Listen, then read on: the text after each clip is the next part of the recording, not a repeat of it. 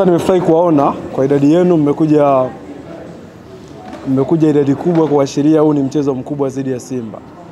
Mimi nina mambo mawili kabla sijawapa nafasi ya kuniuliza maswali. Jambo la kwanza, nataka kuambia Watanzania juu ya viingilio kuelekea mchezo wetu dhidi ya Simba. Kesho tumeweka viingilio rafiki kwa ajili ya Watanzania kuweza kufika na kuja kuangalia mchezo wetu. Kwa wale ambao watakaa upande wa mzunguko, viingilio vitakuwa shilingi 10,000, na wale ambao watakaa upande wa VIP, viingilio vitakuwa shilingi 15,000. Hilo ni jambo la kwanza. Jambo la pili ni kuwaomba sasa mashabiki wa mpira wa wilaya ya Kinondoni, Dar es Salaam waje kwa wingi kuja kutazama mchezo.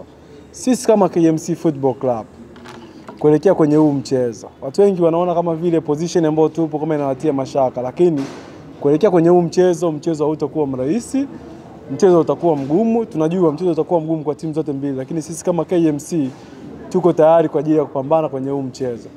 Ngoja niwaambie kitu kimoja ambacho ni cha msingi sana. Umeona kuna viporo vimeliwaliwa hapo. Kiporo si cha Pamba, sijui cha Mashujaa, sijui cha JKT. Lakini kiporo kigumu kuliko vyote ni hiki kiporo chetu. Yaani kiporo kama katika lugha ya kawaida wanasema kiporo kilichochacha huwezi kukila. Kwa hiyo kesho wasije na matokeo yao, waje wakiwa wanajua wanakuja kukutana na timu ambayo iko tayari kwenda kwa surprise. Karibuni kwa maswali. Ni kucheza katika uwanja wa nyumbani. Unapocheza katika uwanja wa nyumbani always unakuwa ni favorite kwa sababu una advantage ya mashabiki. Though tunajua Simba wakija wao ndio wanakuwa na mashabiki wengi, lakini tunaamini kesho vitu vinakwenda kuwa tofauti. Kwa hiyo mashabiki wajitokeze kwa wingi. Sisi kesho tupo kwa ajili ya kuandaa surprise. Kwa waje wakisubiria hiyo surprise ambayo tumeandaa. Hii surprise tulikuwa tumeiandaa Tabora, lakini kwa bahati mbaya mchezo umerudi Dar es Salaam. Kwa hiyo waje hiyo surprise ambayo tulikuwa tuipeleke Tabora itatokea kesho katika dimba la KMC Complex.